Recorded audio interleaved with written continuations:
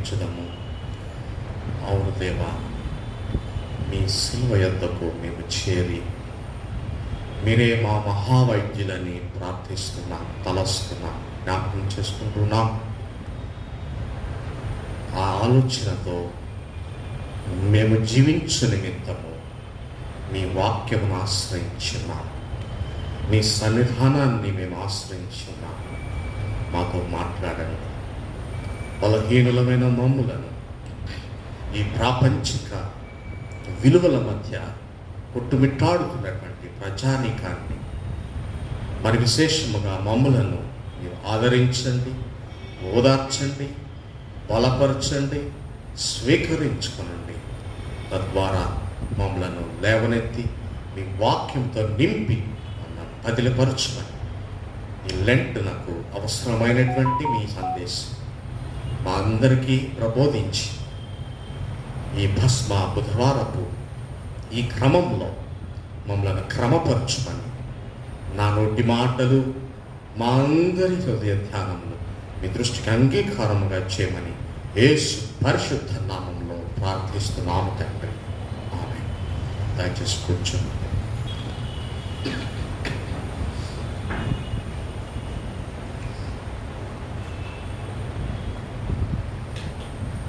దేవుని బిడ్డలారా, మొదటిగా ఈ లెంటన్ అను ఈ యొక్క శిష్టమైన ఈ ప్రారంభోత్సవానికి మీకు అందరికీ కూడా ఆహ్వానం మరియు శుభములు తెలియజేస్తున్నాం. లెంట్ అనేది మన ఆధ్యాత్మిక జీవితానికి ఎంత బలమైనదో మనము మరలా జ్ఞాపకం చేసుకోవడానికి ఇది అనువైనటువంటి సమయం. It's an opportune time to realize what Lenten is about and all about. ఈ లెంట్ అనేటువంటి మాటకు అర్థం, బహుశా ఇది లాటిన్ పదం. దీని నుండి వచ్చినటువంటి అర్థం ఏంటంటే spring. The literal meaning spring, spring season. Spring season అంటే మనందరికీ తెలుసు పూతకాలం, అవునా? పూతకాలం. పూతకాలంలో ఏం జరుగుతుంది అంటే ఫలించేటువంటి కాలం మనకు ఆసన్నమైనదని దీని యొక్క భావం.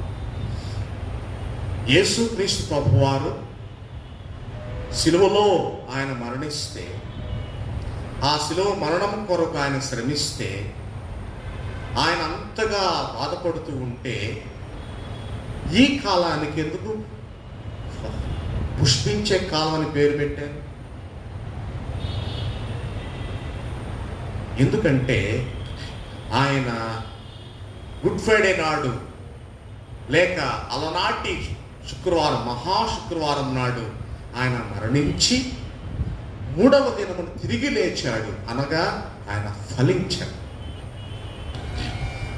ఈ లోకంలో ఎవరైనా శ్రమలో నుంచి వెళితే, శోధనలో నుంచి వెళితే, ఇరుకులో ఇబ్బందుల్లో నుంచి ప్రయాణం చేస్తే వారు పుష్పిస్తారు, ఫలిస్తారు అని దీని యొక్క భావం.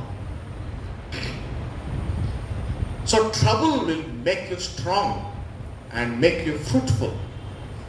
కనుక దీనికి లెంట్ ఆర్ లెంటన్ సీజన్ అనే నామకరణం ఇవ్వడం జరిగింది. మనందరికీ కూడా ఈ విషయాలు మనకు విదితమే.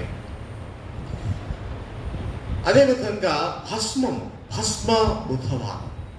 భస్మము, భస్మము అంటే మనందరికీ తెలుసు బూడిద. ఇది బూడిద బుధవారం.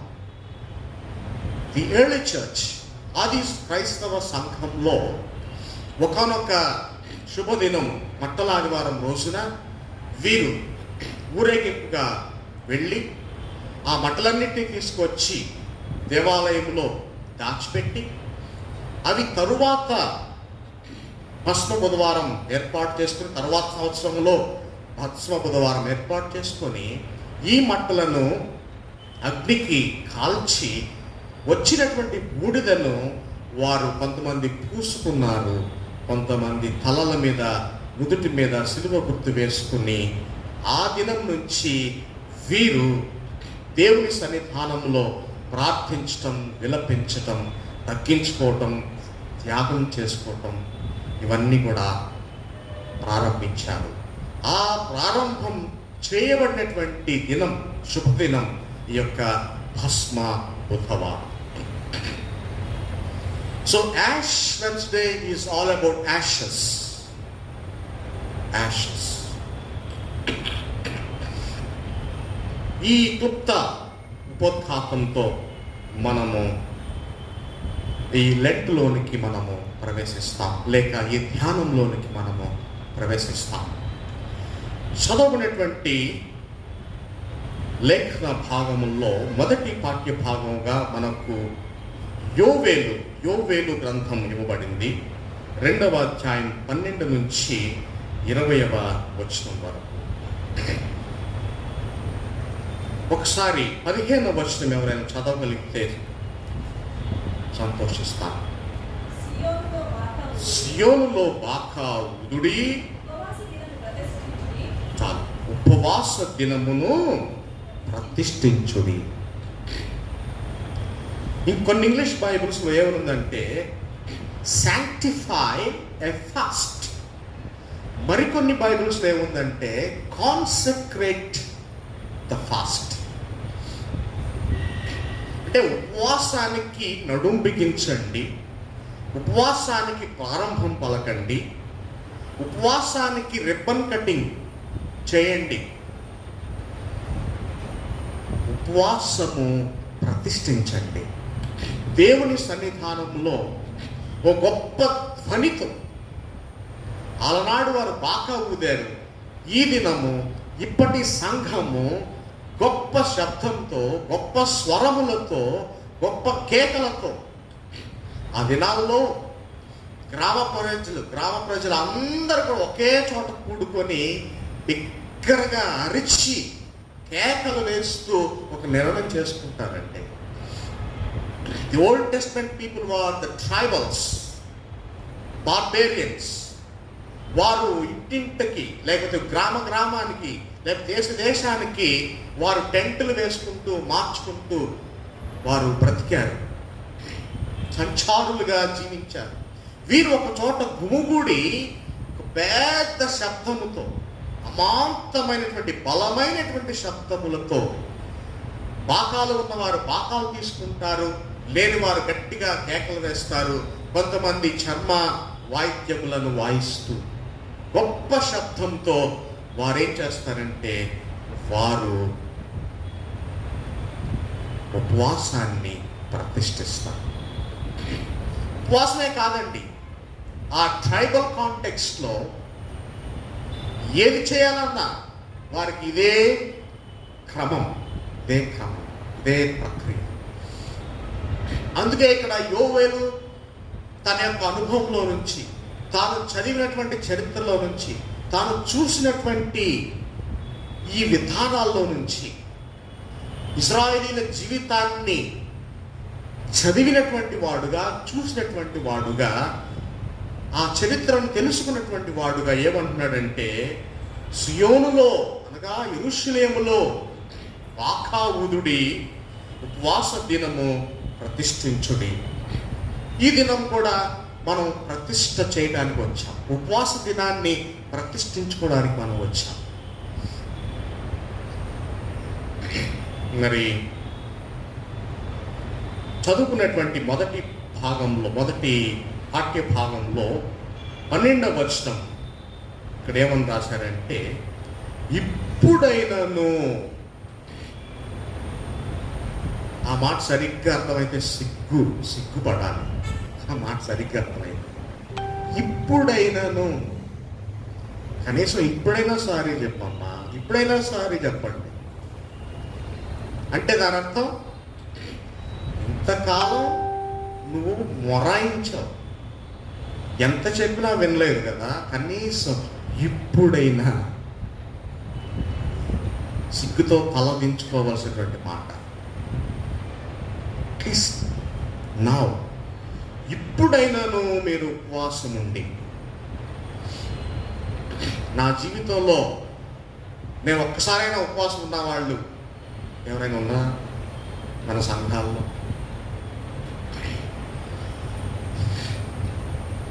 మొన్న సెమినరీలో ఫాస్టింగ్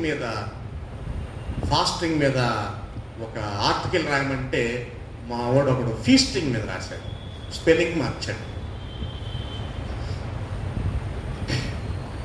ఫాస్ట్, ఇప్పుడైనాను మీరు ఉపవాసం ప్రారంభించండి అంటూ కన్నీరు విడుచుచ్చు, దుఃఖించచ్చు, మనఃపూర్వముగా తిరిగి నా యొద్దకు రండి.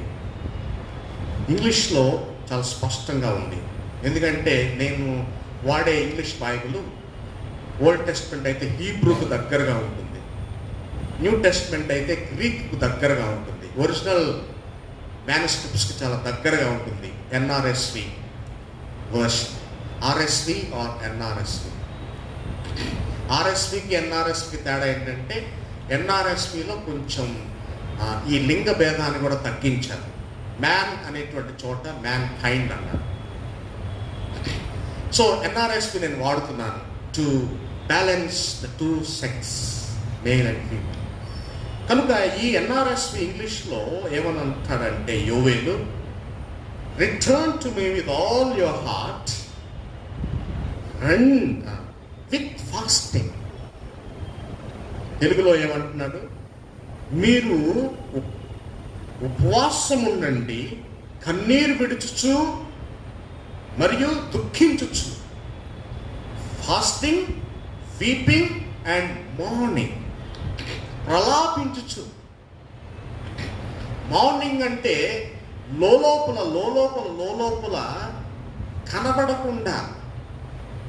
కనబడినటువంటి బాధను దిగమింగుతూ దుఃఖించటం. ప్రలాపం అంటే, విలాపం అంటే కూడా అదే. ఇప్పుడు మనకు ఈ భస్మ బుధవారం మనకు ఏ విధంగా మనకు ఏర్పాటు చేయబడింది? మీరు ఉపవాస దినమును ప్రతిష్ఠించండి. ఇంత చదువుకొని కడుపు అంటే అర్థం తెలియకుండా మాట్లాడతారేంటి అని ఎవరైనా అంటే నేను వాళ్ళని అభినందిస్తాను. కడుపు యొక్క లక్షణం ఏంటంటే, కొంచెం ఒక్క గంట లేట్ అయితే దాని పని ఏం చేస్తుంది? అది it releases some acids, say hydrochloric. ఇక ఆ యాసిడ్ రిలీజ్తో కడుపంతా మంట. మరి యేసుక్రీస్తు వారు 40 దినాలు ఎలా ఉన్నారు? మోషే గారు ఎలా ఉన్నారు? పాత నిబంధనలో భక్తులు ఎలా ఉన్నారు? కొత్త నిబంధన భక్తులు ఏ విధంగా 40 దినాలు ఉన్నారు? ఆ దినాల్లో ఆ బలం అంతగా ఉండినందున వారు ఉండగలిగారు.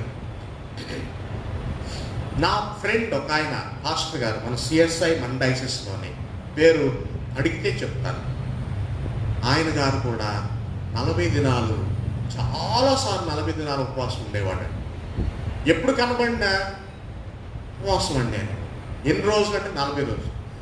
ఎప్పుడు అడుగు 40 రోజులు ఉపవాసం.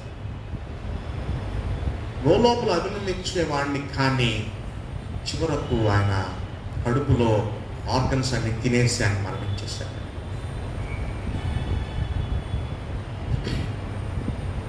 చార్లెస్ స్పిన్నీ ఆయన పేరు, రెవరెండ్.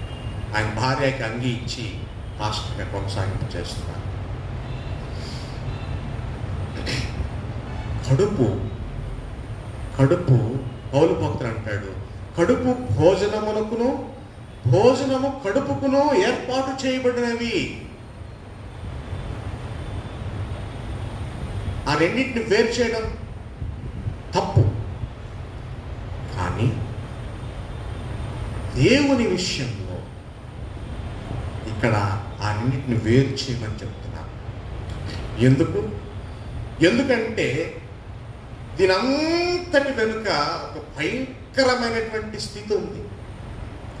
ఆ స్థితిని మనము వదులుకోవాలంటే, ఆ స్థితిని విస్మరించాలంటే, ఆ స్థితిలో నుంచి వెలుపలకు రావాలంటే ఉపవాసం తప్పనిసరి. ఇంతకీ ఆ స్థితి ఏంటి? పాపం. పాపం వలన వచ్చే జీతము మరణం. ఆ స్థితి పేరు మరణం. మరణముతో కూడినటువంటి ఆ స్థితి భయంకరంగా ఉంటూ ఉంది. దాని నుంచి విముక్తి పొందటానికి ఉపవాసం తథ్యం, ఉపవాసం అవసరం. It's a mandate. అయితే వయసు పైబడిన వారు చేయలేని పక్షంలో, ఇంకెవరైనా అనారోగ్యంగా ఉన్నవారు చేయలేని పక్షంలో వారికి కూడా ఆప్షన్స్ ఉన్నాయి. ఆప్షన్స్ కూడా ఉన్నాయి. అయితే ఆప్షన్స్ అందరికీ కాదండి, చేయలేని వారికి మాత్రమే. ఆప్షన్స్కి అక్కడే మనం చదువుకున్నాం. దుఃఖించుతాం. ఎవరు దుఃఖిస్తారు? ఎవరు దుఃఖిస్తారు? దేహంలో పరితాపం పొందినవారు, పశ్చాత్తాపం పొందినవారు దుఃఖిస్తారు. కన్నీరు విడుచుచు దుఃఖించుచు మీరు మనఃపూర్వకంగా తిరిగి నా యొద్దకు రండి. అందుకే ఈ ఇంగ్లీష్లో ఈ పాయింట్ నేను ఏర్పాటు చేసుకున్నాను. Return with all your heart. మీరు మీ యొక్క మనఃపూర్వకమైనటువంటి హృదయముతో, ఆల్ యువర్ మనఃపూర్వకమైనటువంటి హృదయముతో తిరిగి నా యొద్దకు రండి. మీరు రండి అని చెప్పడం లేదండి, ఎందుకంటే రోజు వస్తున్నాం. రోజు రావటం వేరు, తిరిగి రావటం వేరు. ఒక హోటల్కి వెళ్తాం, వచ్చేస్తాం, మళ్ళీ తిరిగి వెళ్ళామంటే ఆ హోటల్ ఏదో ప్రత్యేకం. సరిగ్గా అదే జరుగుతుంది. మీరు తిరిగి నా యొద్దకు రండి. దేవుని వైపు తిరిగాము అంటే లోతైనటువంటి అర్థం ఉందండి. ఎందుకు తిరిగావు? వెనక్కి ఎందుకు తిరిగావు? నీవు ఎందుకు తిరిగావంటే ఇక్కడ నీకు అద్భుతమైనటువంటి సంగతి, అద్భుతమైనటువంటి పశ్చాత్తాపం, ఆనందదాయకమైనటువంటి పరితాపం నీకు ఏర్పాటు చేయబడింది. దేవుని సన్నిధానమునకు తిరిగి తిరిగి తిరిగి తిరిగి తిరిగి తిరిగి తిరిగి వస్తున్నావంటే దీనిలో పరమార్థం ఉంది. ఆ పరమార్థం గురించి యోవేలు ప్రస్తావిస్తూ మీరు తిరిగి నా యొద్దకు రండి అంటున్నాడు. ఎందుకంటే మనము ఆయన వైపు తిరగటం లేదు. ఒకవేళ మనము వచ్చిన తిరిగి వచ్చేటువంటి స్థితి మనలో లేదు. దీని కొరకు ఆయన ఇచ్చినటువంటి మాటలు ఏంటంటే కన్నీరు విడవండి, దుఃఖించండి. ఎందుకంటే నేను ఇంత ఘోరమైనటువంటి పాపిని ప్రభువా, కనీసం నేను తిరిగి వచ్చాను, ఈ మండల దినాలు 40 దినాల్లోనైనా నేను కొద్దిగా మార్పు చెందితే బాగుంటుంది ప్రభువా, నా ఆశను తీర్చు ప్రభువా అని మనము తిరిగి రావాలని దేవుడు మనకు సందేశం ఇస్తున్నాడు. తరువాత ఎందుకు తిరిగి రావాలనేది మన పక్షంగా చూసాం. మనకున్నటువంటి బలహీనతలను బట్టి, మనకున్నటువంటి పాపము బట్టి, లేక మనకున్నటువంటి పాపపు గుణమును బట్టి మనం తిరిగి రావాల్సినటువంటి అవసరం ఉన్నది. దీనికి ఉన్నటువంటి షరతులు 2 రకాలుగా తెలియచేశాడు. ఒకటేంటంటే దేవుని యొక్క మనస్సు.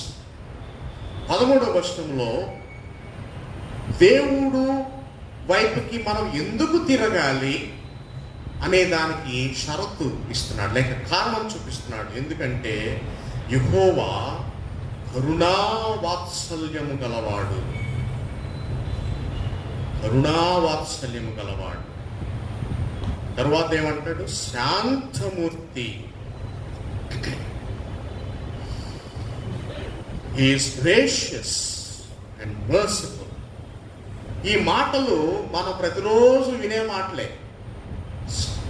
ఏ మాటలండి? శాంతమూర్తి, అత్యంత కృప గలవాడు, కరుణా వాత్సల్యము గలవాడు అనేటువంటి పదాలు మనకు రొటీన్ అయిపోయింది. పాతబడిపోయిన ఈ పదాలన్నీ కూడా. కానీ ఆ రోజు పాత పదాలు కాదండి, ఆ రోజు క్రొత్త పదాలు. దేవుడు కరుణావాత్సల్యం గలవాడంటే వారందరూ ఆలోచనలో పడ్డారు. దేవుడు శాంతమూర్తి అంటే ఆ శాంతమూర్తి అనేటువంటి ఆ మాటకు అర్థాన్ని వెతకడం ప్రారంభించారు.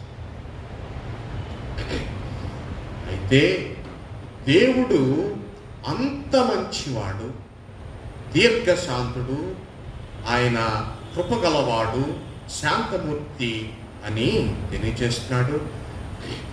మరొక విధానంలో మనం చెప్పుకున్నటువంటి ఈ మాట, మనలో ఉన్నటువంటి పాపము, మనలో ఉన్నటువంటి ద్వేషము, మనలో ఉన్నటువంటి మఖిల సమస్తం కూడా దేవుని సన్నిధానమందులో మనము కడిగి వేసుకోవాలి, పవిత్రపరచుకోవాలి, శుభ్రపరచుకోవాలి అనేటువంటి మాటను తెలియచేయటానికి ఏమంటున్నాడండి ఇక్కడ 13వ వచనం చివరి భాగంలో, మీరు కీడు చేయక పశ్చాత్తాపపడండి అని మాట్లాడు. అయితే మీరు మీ వస్త్రములను కాక మీ హృదయాన్ని చింపుకొని ఆయన తట్టు తిరిగి. మనం ఇందాక చెప్పుకున్నాం, ట్రైబల్ కాంటెక్స్ట్లో ఈ జనులందరూ కూడా గుంపు కూడి ఒకే చోట కూర్చొని వారు కేకలు వేసుకుంటూ, వారి వస్త్రాలు చింపుకుంటూ, పదే పదే అరుస్తూ, శబ్దాలు చేస్తూ, బాకాలు బూదుతూ ఒక నిర్ణయం చేసుకుంటారు. అది ట్రైబల్ కాన్ఫెడరేషన్లో అయినప్పటికీ, లేక దైవిక సంబంధమైనటువంటి నిర్ణయం అయినప్పటికీ ఒక శబ్దంతో వస్తారు.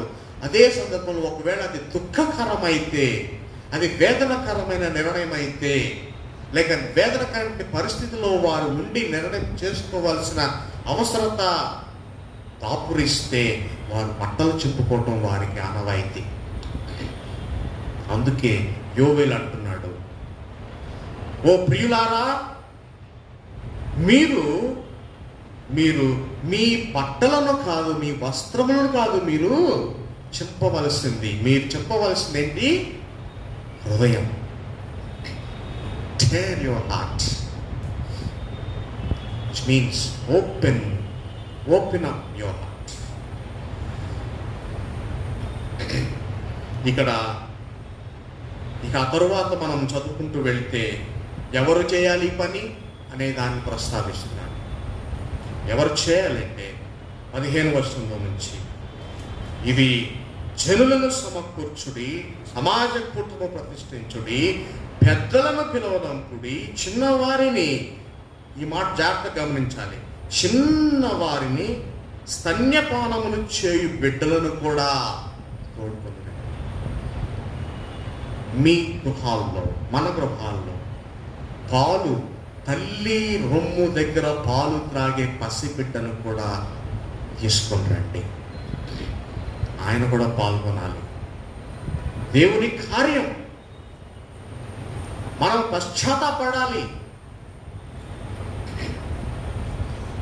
మొన్న ఒక న్యూస్ పేపర్లో చదివాను నేను, ఒక అమ్మాయి ఐఏఎస్ ఎగ్జామ్ రాయడానికి 1000 కిలోమీటర్లు ప్రయాణం చేసిందంట పసిపిల్లవాడిని ఎత్తుకొని. మనం ఉద్యోగాలు చేసుకోవడానికి పసిపిల్లలను తీసుకెళ్తున్నామే, దేవుని సన్నిధానములో హృదయాన్ని చింపుకోవడానికి, దేవుని సన్నిధానంలో హృదయాన్ని పగుల కొట్టడానికి, దేవుని సన్నిధానంలో ఉపవాసమును ప్రతిష్ఠించడానికి మనము పసిపిల్లలు సాకుతో మనం ఇంటి వద్దే మనము గడిపేస్తున్నాం. పిల్లలు మనకు పెద్ద సాకుగా ఉంది. దేవుని గ్రంథం ఏం సెలవిస్తుంది? స్తన్యపానము చేయి బిడ్డలను తోడుకొని రండి అంటూ ఏమంటున్నాడు? sanctify the fast, consecrate the fast, you make a beginning to the fast. ఎందుకంటే మీరు ఫలించడం లేదు. సంవత్సరం అంతా కూడా మనము శ్రమించాం, ఎంతో సంపాదిస్తున్నాం, ఎంతో సాధిస్తున్నాం, కానీ ఆధ్యాత్మిక స్థితి సాధించామా? దేవునికి దగ్గరగా వెళ్తున్నామా? ఈ లెంటు కాలంలో కనీసం ఇప్పుడైనా ఆ మాట బైబిల్లోనే ఉంది, ఇప్పుడైనా మీరు దేవుని సన్నిధానమునకు తిరిగి రండి. So Lent is a dedicated time, it's a stipulated time for a worship, going closer to God, going away from the world. లోకానికి, లోకపు విలువలకు, ఇహలోక మాలిన్యముకు దూరముగా జరిగిపోతూ దేవునికి దగ్గరగా జరిగిపోవడమే ఈ భస్మ బుధవారం యొక్క లక్ష్యం, ఏర్పాటు. దీనికోసం మనం చేయవలసింది ఏంటంటే దేవుని సన్నిధానమందు గుంపు కూడి మనం ప్రార్థన చేసుకోవాలి. మార్నింగ్ ఎవరు అన్నారండి, ఈవినింగ్ ప్రేయర్స్ లెంట్ టైంలో పెద్దగా ఎవరు రారండి చర్చ్కి. మీరు నమ్మండి, ఇంటికి వెళ్ళినాక నాకు దుఃఖం వచ్చింది అన్నమాట. ఎందుకు రారు? ఎందుకు? It's time. 40 days, కొన్ని వేల దినాలు కనిపెట్టుకున్నాం ఒకటి సాధించడానికి. దేవుణ్ణి సాధించడానికి ఒక 40 దినాలు మనం వెచ్చించలేమా? మన పెద్దలు మనకి ఇచ్చినటువంటి సమయాన్ని మనం వినియోగించుకొని ప్రతిదినం దేవుని సన్నిధానంలో మోకరించడానికి. మన సెక్రటరీ గారు అయితే ఏకంగా రోటాల్లో పేర్లు వేయొద్దన్నారు. కొంతమంది పేర్లు చూసి వస్తారంట, పలానా వాళ్ళు వాక్యమా, ఏం వెళ్తాంలే, పేర్లు వేయొద్దని చెప్పారండి సెక్రటరీ గారు. ఎంత దుఃఖించానో నేను. మనకున్నటువంటి ఏకైక సమయం, సంవత్సరంలో మనకున్నటువంటి సమయం లెంట్. ఈ సమయము ఎందరికో లేదండి. దేవుడు మనకు వెళ్ళడానికి, ఆయన సన్నిధానంలో గడపడానికి మనకు సమయం ఇచ్చాడు, ఆరోగ్యం ఇచ్చాడు, ఆలోచన కూడా ఇచ్చాడు, దేవాలయం ఇచ్చాడు, సన్నిధానాన్ని ప్రసాదించాడు, మనకు అవసరమైన సమస్తం ఇచ్చాడు. మనం దేవునికి ఏం సమర్పిస్తున్నాం? నీ వెండి నేను అడగటం లేదే, నీ బంగారం నేను అడగటం లేదే, నీ బలులు నేను అడగటం లేదే, నీ హృదయాన్నే కదా ఆయన కొరకు కొద్దిగా సమర్పించలేవా? ఈ మనోల దినాల్లో మనం దేవునికి దగ్గరగా ఉండడమే ఈ యొక్క భస్మ బుధవారం యొక్క ఉద్దేశం. ఇంకా ఎక్కువ చెప్పాలంటే యోవేలు ఇంకా బలంగా మాట్లాడాడండి. నేను మాట్లాడే దానిలో 10 రెట్లు బలంగా మాట్లాడాడు. ఏమంటాడు తెలుసా? చదవండి, 16వ వచనం క్రింద భాగం, లాస్ట్ లైన్. పెండ్లి కుమారుడు అంతఃపురములో నుండి, పెండ్లి కుమార్తె గదిలో నుండి రావలేము. ఇంకెంతకంటే బలమైన మాటలు ఉంటాయండి అక్కడ. పాత నిబంధనలో పెండ్లి కుమారుని పెళ్లి కుమార్తెని సంవత్సరం వరకు వాళ్ళ కథపొద్దని ఉంది లా. కానీ 40 దినాలు వచ్చేసరికి తిరిగి రావాలి అనేటువంటి ఈ ఆలోచన ఉన్నప్పుడు ఎవరికి కూడా ఇటువంటి రాయితీ లేదండి. కారణం ఏంటంటే 14వ వచనం ఉంది, మీరు మనసు త్రిప్పుకొని పశ్చాత్తాపపడి మీరు రావాలి. ఆ దినాల్లో యోవేలు ఎందుకు ఈ మాటలు చెప్పాడంటే, ఆ దేశమంతా కూడా మిడతలు దండ్లు వచ్చేసి పంటలన్నిటినీ కొల్లగొట్టేశాయండి. ఒక్క పంట, ఒక్క ఇంటిలో ఒక్క యజమాని పంట పండలేదండి. ఆ దేశమంతా కూడా కరువులోనికి జారిపోయింది. ఆ ఆ సమయంలో యోవేలు మాట్లాడుతున్నాడు. ఏమన్నాడు?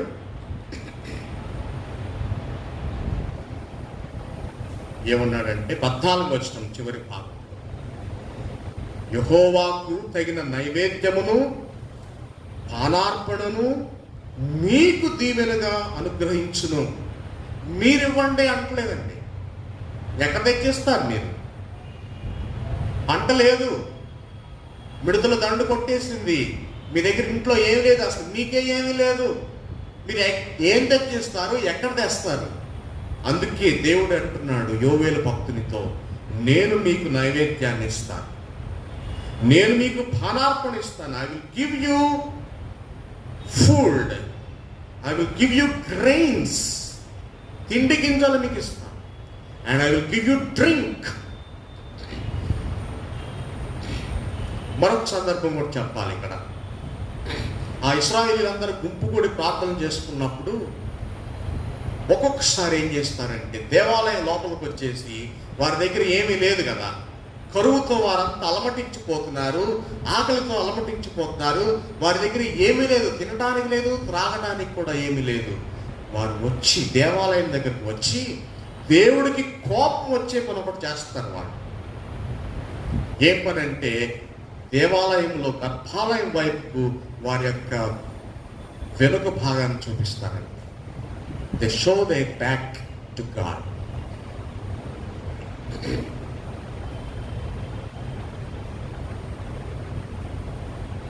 ఇక్కడ చూడండి 14 వచనంలో,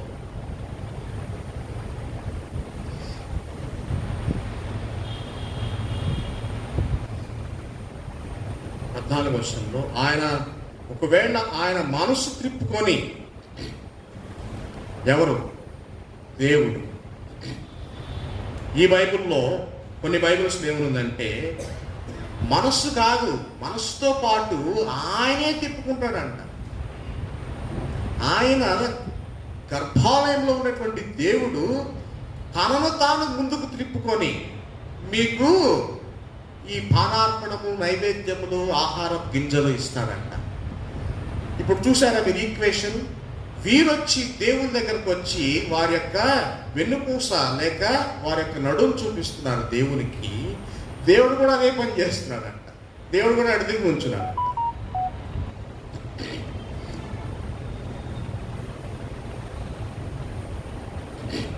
దేవుడికి కోపం వచ్చే పనులు చేస్తే అలాగే ఉంటుంది.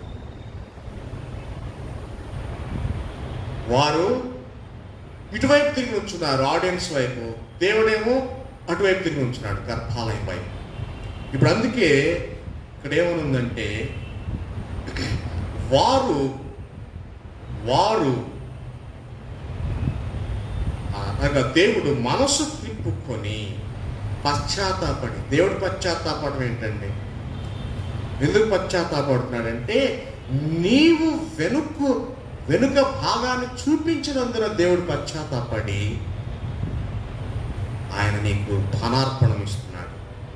జరిగింది ఏంటంటే, నీవెప్పుడైతే నీ ముందు భాగాన్ని, నీ ముఖాన్ని దేవునికి చూపిస్తావో, అప్పుడు ఆయన తన వెనుక భాగాన్ని చూపించక తాను కూడా తన ముందు భాగాన్ని చూపించి, ఎవరు చెప్పగలరు ఆయన నీకు నైవేద్యమును ఇచ్చునేమో, ఎవరు చెప్పగలరు ఆయన నీకు పానార్పణము ఇచ్చునేమో అంటూ యోవేలు చక్కని ఆలోచన వెదజల్లాడు.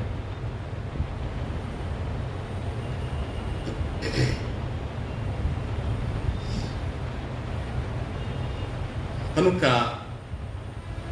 మనము ఈ స్వీయార్పణం అనేటువంటి అంశానికి మనము మన హృదయపూర్వకముగా, మనఃపూర్వకముగా దేవుని వైపు తిరగవలసినటువంటి సమయం ఆసన్నమైంది. ఎందుకంటే దేవుడు మనకు సృష్టికర్త, మనకు యెహోవా ఈరే is our provider. Be mindful at any cost, at any place, at any circumstance. He is our provider. Provided we fast, we weep, we pray. ఈ విధంగా మనం రెండవ భాగం మనం వెళ్తాం. గలతీ 2వ అధ్యాయం 15 వచనం నుంచి మనం చదువుకున్నాం.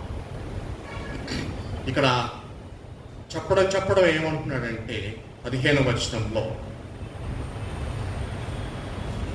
చదవండి.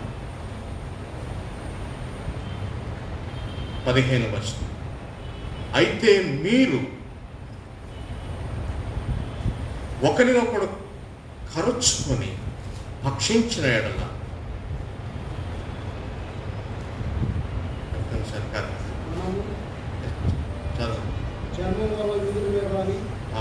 అన్యజనులలో చేరిన పాపంలో కాము. మనుష్యుడు యేసుక్రీస్తునందు విశ్వాసం వలన కానీ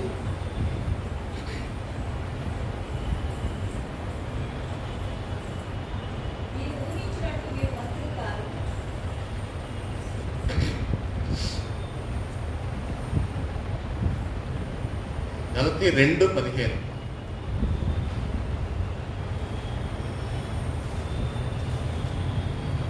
మనుషుడు యేసుక్రీస్తునందు విశ్వాసం వలన కానీ ధర్మశాస్త్ర సంబంధమైన క్రియల వలన. గలతీ 2:15 ఎస్, మనము జన్మము వలన యూదులమే. మనం కూడా జన్మము వలన ఎవరు? మనం కూడా క్రైస్తవులమే. జాగ్రత్త గమనించండి. మనము జన్మ వలన యూదులమే, కానీ అన్ని జనుల్లో చేరిన పాపులము కాము.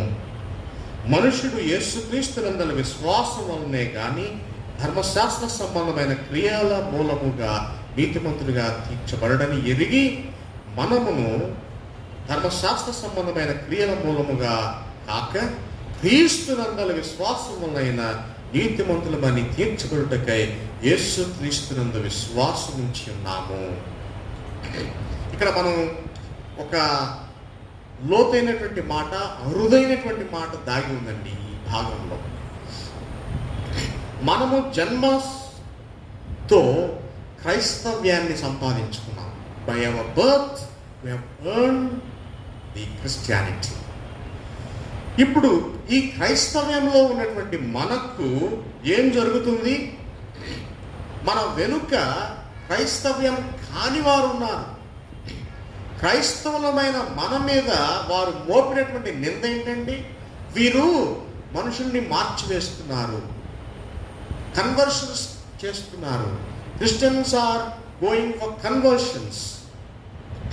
కానీ క్రిస్టియన్స్ కన్వర్షన్స్ ఎలా చేస్తున్నారు? చేస్తున్నారు అనే మాట వాస్తవం. కానీ ఏం చేస్తున్నారు తెలుసా? క్రిస్టియన్స్ కన్వర్షన్ చేయబోయే ముందు వీళ్ళే కన్వర్ట్ అయిపోతున్నారు పాపానికి. మనం పాపానికి కన్వర్ట్ అయిపోయే విషయం మర్చిపోయారండి వాళ్ళు. దేవుల్లో ఎందరున్నారు, దేవుల్లో ఎవరున్నారని అసలు కన్వర్ట్ చేయడానికి బేసిక్ కామన్ సెన్స్. ఏ భేదమును లేదు, అందరూ పాపం చేసి దేవుడు అనుగ్రహించి మహిమను పొందలేకపోతున్నారు. ఇక్కడ వీరు క్రైస్తవులుగా ఉండి, అంటే యూదుల కాంటెక్స్ట్లో మాట్లాడుతున్నారు. మీరు యూదులుగా ఉన్నారు, మీరేం చేస్తున్నారంటే మీకు ఒక ధర్మశాస్త్రం ఉంది, ఒక నియమం ఉంది, ఆ నియమాన్ని పట్టుకొని మీరు వేలాడుతూ ఉన్నారు. ఈ నియమం ద్వారా మీరు రక్షించబడ్డారని మీరు అనుకుంటున్నారు. ఎందుకంటే పౌలు భక్తుడు చాలా అపరమైనటువంటి మేధావి జ్ఞానండి. ఎంత జ్ఞానం! దాదాపు 4-5 గ్రీక్ ఫిలాసఫర్స్ యొక్క జ్ఞానాన్ని రంగరించినటువంటి మేధావి. గ్రీస్ దేశంలో ఏ వీధిలో చూసినా, ఏ అరుగు మీద చూసినా, ఏ చెట్టు కింద చూసినా ప్లాటో సిద్ధాంతం, అరిస్టాటిల్ సిద్ధాంతం, పెరిక్లస్ సిద్ధాంతం, ఇక సోక్రటీస్ సిద్ధాంతం, అన్ని సిద్ధాంతాలు రోడ్ల మీదే ఉన్నాయండి గ్రీస్ దేశంలో. ఆ వైభవం ఉన్నటువంటి ఆ దేశంలో పౌలు భక్తుడు బయటకు వచ్చాడండి. ఆయన గ్రీక్ తత్వాన్ని ఆయన ఇనుమడింపు చేసుకున్నాడు. ఇప్పుడు మాట్లాడుతున్నాడు ఆయన యూదులతో మాట్లాడుతున్నాడు. యూదులు ఏం నేర్చుకున్నారు? మాకు ధర్మశాస్త్రమే దేవుడు అన్నంతగా వీరు పెద్దవారైపోయారు. మన భాషలో చెప్పాలంటే ముదిరిపోయారు. ధర్మశాస్త్రంలో ముదిరిపోయారు. ధర్మశాస్త్రము నాకు పాపం నేర్పించింది అని అంటూ ఇహలోక సంబంధమైనటువంటి వేదాంతాలన్నీ కూడా మాట్లాడుతుంటే పౌలు భక్తుడు ఈ యూదుల జ్ఞానాన్ని గ్రీకు వేదాంత పండితులు, తత్వ పండితులను తీసుకొని దేవుని జ్ఞానాన్ని బోధించాడు. ఆ జ్ఞానం ఏంటో ఇక్కడ రాశాడు. 16వ వచనంలో, మనుషుడు యేసుక్రీస్తునందలి విశ్వాసం వలననే కానీ ధర్మశాస్త్ర సంబంధమైన క్రియల మూలముగా నీతిమంతుడుగా తీర్చబడడు.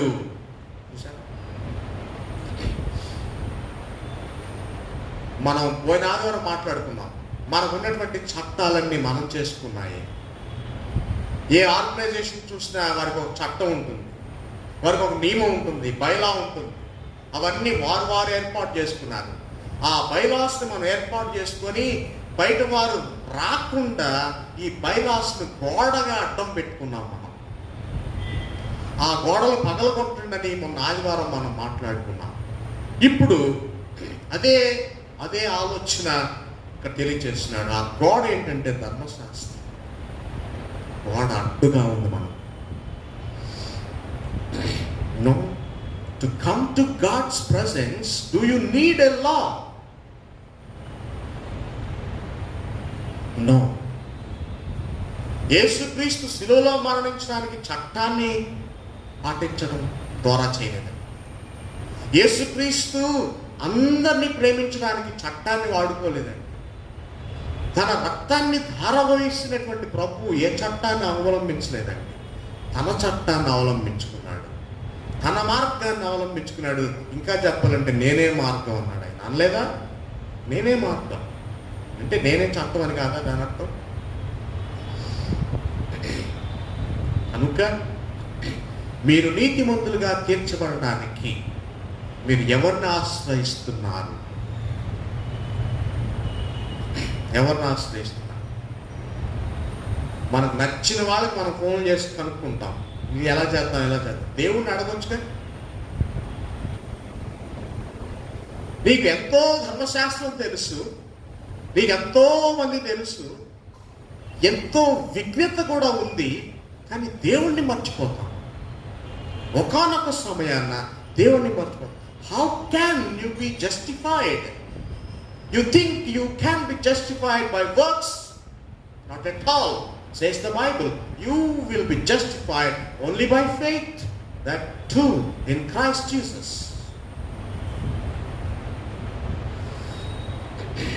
కనుక ఈ రెండవ భాగం ఏమై ఉన్నదంటే living in the faith of the son of God. ఎవరి వైపు చూడనవసరం, ఎవరి వైపు చూడనవసరం. మనకు ఒక సామెత ఉందండి, దేవుడు కరుణించిన అన్ని చోట్ల ఉంది, అన్ని చోట్ల ఉంది. మన భాషలో చెప్పుకోవాలంటే దేవుడు కరుణించిన పాస్టర్ కరుణించడం లేదా? నా మీదే పెట్టుకుంటున్నాను లేదు. దేవుడు కరుణించిన పాస్టర్ కరుణించడం లేదు. నో, గర్భాలయం తెరిచి ఉంది. ఆయన మరణించినప్పుడు తెర చినిగిపోయింది, తెరచి ఉంది. అన్ని జనులకు, సమస్తమైన వారికి ప్రార్థన చేయడానికి, హృదయాన్ని చింపుకొనడానికి ఇది సమయం, ఇది క్రమం. కనుక యేసుక్రీస్తు వైపు మనం చూడాలి, మన చట్టాల వైపు కాదు, మనకు నెలవైన వారి వైపు కాదు, దేవుని వైపు, చట్టం వైపు కాదు, దేవుని వైపు చూడాలని మనం బోధించబడుతున్నాం. మూడవదిగా ముగిస్తాను. మూడవది, gain Jesus and gain life. చదవబడినటువంటి స్వార్థ భాగంలో 23వ వచనం చదవండి ఎవరైనా దయచేసి. లూకా 9:23.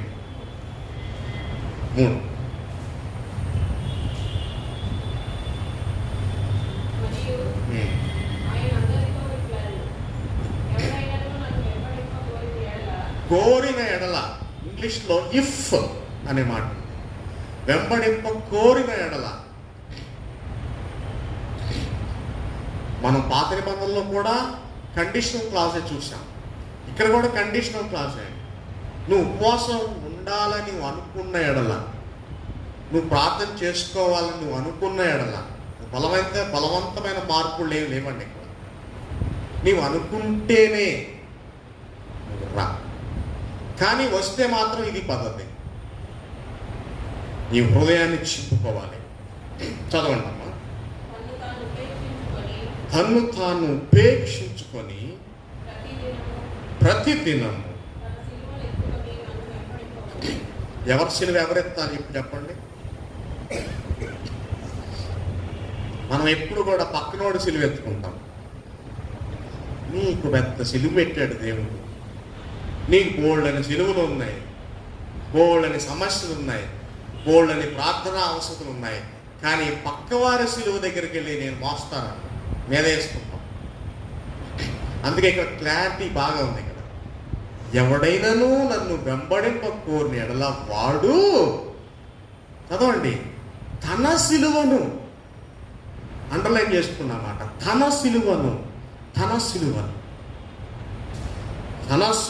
ఎత్తుకొని నన్ను మీరు ఉపేక్షించుకొని నన్ను వెంబడించాలి. అంటే మనం ఈ మండల దినాల్లో లోతైనటువంటి తగ్గింపు జీవితం, అతి దీనమైనటువంటి స్థితిలోనికి వెళ్ళిపోవడం.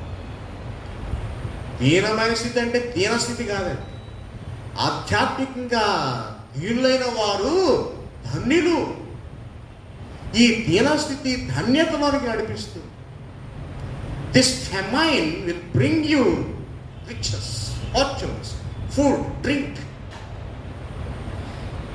కాబట్టి తన సిలువను ఎత్తుకొని నన్ను వెంబడించవలెను, తన ప్రాణమును దక్కించుకున్న గోరువాడు దాన్ని పోగొట్టుకొనెను. ఇక్కడ 25వ వచనంలో మరింత లోతైనటువంటి మాట దాగి ఉందండి. 25వ వచనంలో చదవండి. ఒకడు లోకమంతయు సంపాదించి తను తాను పోగొట్టుకుని ఎడల. ఈరోజు మెసేజ్ అంతా కూడా పారాడాక్సికల్ అఫైర్స్ అండి. ఈ ప్రజలు వెళ్ళి వారి వెన్ను చూపిస్తే దేవుడు వెన్ను చూపిస్తున్నాడు, వేరే ముందు చూపిస్తే దేవుడు ముందు చూపిస్తున్నాడు. ఈ విధంగా ఇక్కడ కూడా ఏమనుందంటే లోకమంతయు సంపాదిస్తాడంట ఒకడు. ఎంత కష్టం అండి లోకమంతా సంపాదించాలంటే. మన రాజకీయ నాయకులను అడగండి ఎంత కష్టం. నేను ఒక రోజు ఒక రాజకీయ నాయకుడితో కూర్చొని మాట్లాడాను. ఆయన ఏమన్నాడంటే, మాకున్నంత కష్టం ఎవరికి ఉండదండి అన్న. అదేంటండి, ఫార్చునర్లో తిరుగుతారు కానీ. ఆయన ఏమన్నాడంటే, అందరూ మావాళ్ళలా కనిపిస్తారండి, కానీ వాస్తవంగా మావాడు ఎవడో మాకే తెలియదండి. అయినా కానీ లోకమంతా సంపాదిస్తాడు ఆయన. ఏదో సందర్భంలో, ఏదో పర్యాయంలో, ఏదో అవకతవకలో, సన్మార్గమో దుర్మార్గమో లోకాన్ని సంపాదించాడు. ఆ లోకాన్ని సంపాదించడానికి ఎంత కష్టపడుతున్నాడు. It could be an identity crisis. లోకమంతా సంపాదించుకొని తనను తాను సంపాదించుకోకపోతే ఏంటంటే ప్రయోజనం. లోకమంతా సంపాదించుకొని తనను తాను పోగొట్టుకుంటే, లోకమంతా నీదే కానీ నీవు నీ వాడవు కావు, నీవు నీ దానవు కావు, కానీ లోకమంతా నీదే. ప్రయోజనం ఏమైనా ఉందా? ఒక ఆయన అంట ధనవంతుడు, చాలా బాగా పంట పడిందంట. యేసుప్రభు చెప్పిన ఉపమానం, బాగా పండిపోయింది, గిడ్డంగులు నిండిపోయినాయి. కొత్త గిడ్డంగులు కట్టించాడు, కొత్త గోడౌన్స్ కట్టించాడు, అవి కూడా నిండిపోయినాయి. ఇప్పుడు కూర్చొని బయట ఆరు బయట మట్ట మంచం మీద కూర్చొని, నా ప్రాణమా తినుము రోగుము సుఖించుము వెర్రివాడ. అక్కడ ఉన్న మాట అదే. ఈ రాత్రి దేవుడు నీ ప్రాణం అడిగితే, లోకాన్ని సంపాదించుకున్నా, గిడ్డంగులు సంపాదించుకున్నా, ఈ రాత్రి నీ ప్రాణం అడిగితే దానికి జవాబు ఎవరైనా దగ్గరైనా ఉందండి? నువ్వు ఎంతో మందిని సంపాదించావు లోకంలో, వాళ్ళందరి దగ్గర సమాధానం ఉందా? ఒక్కడిని అడిగి చూడండి, సమాధానం ఉంది? ఎక్కడ లేదండి సమాధానం. కారణం ఏంటంటే ఆ సమాధానం లేక ప్రశ్న దేవునికి సంబంధించింది. వారు దేవుని మనుషులు కాదు. నీవు దేవుల్లో ఉండాలని కష్టపడుతున్నావు, ఆలోచన కలిగి ఉన్నావు, వెంబడింప కోరి నీవు వచ్చావు. ఇప్పుడు లోకాన్ని సంపాదించి, ఎంతో సంపాదించి నీవు పోగొట్టుకుంటే ఏమి ప్రయోజనము? అందుకే gain Jesus and gain life. యేసును సంపాదించు, జీవాన్ని సంపాదించు. లోకాన్ని సంపాదిస్తే మరణాన్ని సంపాదిస్తావేమో. దేవుణ్ణి మర్చిపోతే లోకానికి దగ్గర అయిపోతున్నావు. ఆ లోకం వల్ల నీకు మరణం వస్తుందేమో. అందుకే లోకము కంటే శ్రేష్టమైన లోకము, పరలోకము ఆ దేవాది దేవుడు. కనుక to gain your life, gain Jesus. నీ జీవితాన్ని కాపాడుకోవడానికి నీ యొక్క యేసు రక్షకుడును విశ్వసించాలి అని అంటూ యేసుక్రీస్తు స్వయంగా మాట్లాడుతున్నాడు. మరొక లాస్ట్ విషయం చెప్పి నేను ముగిస్తాను. 26వ వచనంలో, నన్ను గూర్చియు నా మాటల గూర్చియు సిగ్గుపడువాడెవడో వాని గూర్చి మనుష్య కుమారుడు తనకును తన తండ్రికిని పరిశుద్ధ దూతలకును కలిగిన మహిమతో వచ్చినప్పుడు సిగ్గుపడును. మళ్ళొక పారాడాక్స్ ఉంది. నీవు సిగ్గుపడితే దేవుడు కూడా సిగ్గుపరుస్తాడు.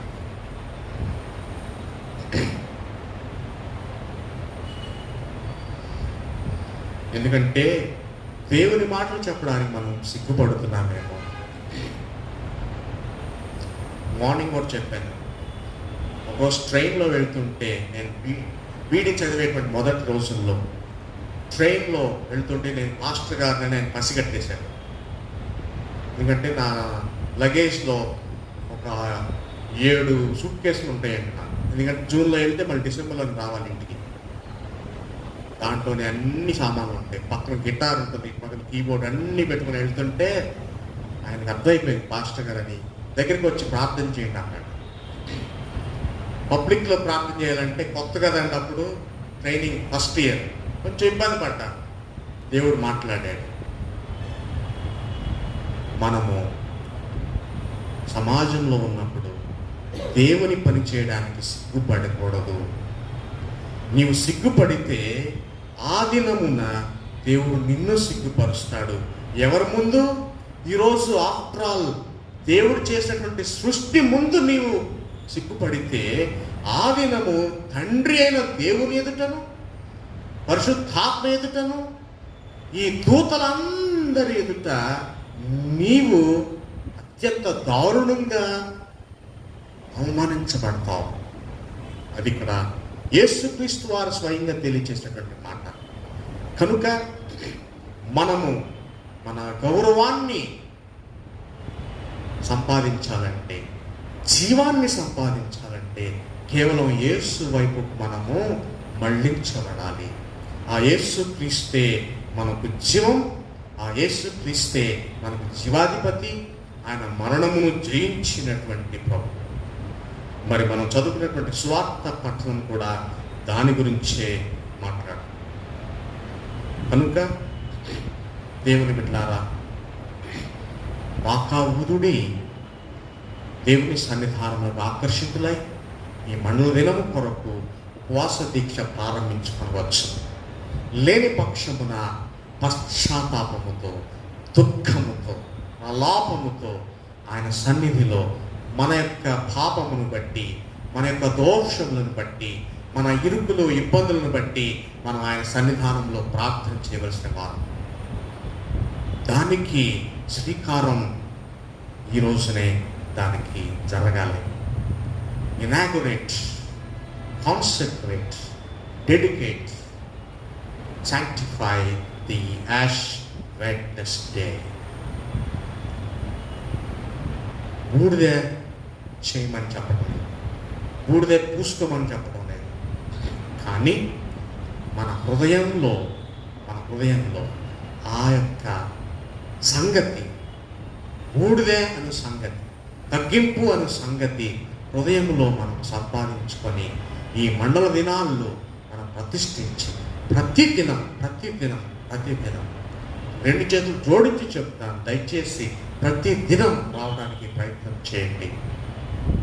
బలవంతమైతే లేదు కానీ దయచేసి ప్రతిదినం రావడానికి ప్రయత్నం చేయండి. మరి మన సంఘ బిడ్డలు ఎంతో సిద్ధపడి వాక్యోపదేశం చేయాలని ఆశపడుతున్నారు. భక్తితో, ఆశతో, ఆలోచనతో దైవ బలం పొందుకోవడానికి ఆశపడుతున్నారు. ఈ సిద్ధపాటు మనం గౌరవించిన నిమిత్తం సంఘమంతా కూడా దేవుని సన్నిధానానికి చేసి మరి మన బిడ్డలను మనమే ప్రోత్సహించుకుంటూ మనము దేవునిలో బలపడి మనం ఆయన ఇచ్చే జీవంలో మనము కూడా పాలు పొందుతాం. ఈ రీతిగా మనమందరము కూడా కలిసి ఆయన సన్నిధానంలో మనము దుఃఖించి ప్రార్థించుదాం. మనము తిరిగి ఆయన సన్నిధానానికి వెళదాం.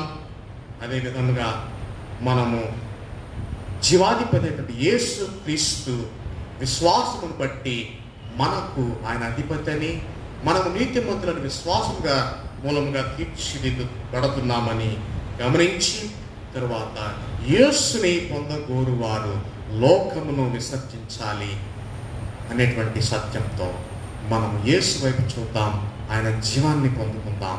ఆ రీతిగా మనమందరము ఐక్యపరచబడి, బలపరచబడి, ఈ రీతిగా సమాధానపరచబడి దేవుని సన్నిధానంలో మనం వర్ధిల్లి ఆయన ఇచ్చేటువంటి శాశ్వత లోకమునకు పునాదులు ఇహలోకంలో మనం సిద్ధపరచుకోవాలని, దానికి ఆయన వాక్యము మనకు అనువుగా అందించబడింది కనుక ఈ రీతిగా మనము ప్రభువుని వెంబడిద్దాం.